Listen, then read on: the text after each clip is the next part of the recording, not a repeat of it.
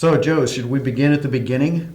How we got started with this whole We exercise? should. Why don't you take us back to the Cross Media Innovation Center in 2012, hosted by Professor Chris Bondi. Yes. This is Chris Bondi's fault. Hey, Chris, who wasn't available to join us today.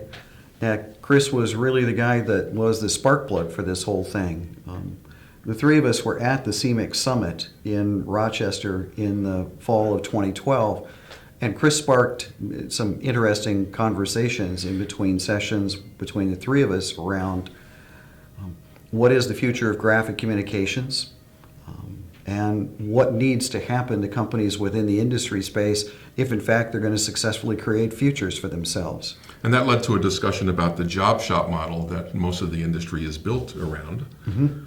And you have all four parts of the job shop model memorized. I do. And it turns out that's a square. What were the four sides of this square? Well, the four sides of that are the organizational structure you see in almost all companies in the industry.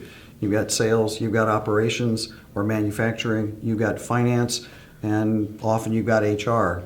And organizations are very consistently structured that way. You watch a leadership team walk into a room, and those are the four roles represented. And the more we talked, the more we realized that we were all unhappy with that structure of a printing business. Well, it was insufficient is the problem. And we started to think of it more as a wheel because we saw everything as working together and having 9 pieces in 3 major categories rather than those 4 distinct areas. Right. We have 3 major areas that we call discipline, which are resources, customer-facing, and also the platform for the technologies and the processes that are inside the business.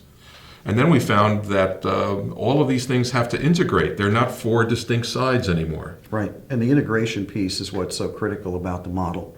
So the unsquaring process is really, that's how we came up with a name. So we take off the edges of the square and we gradually grind it down into a wheel. Yep, absolutely.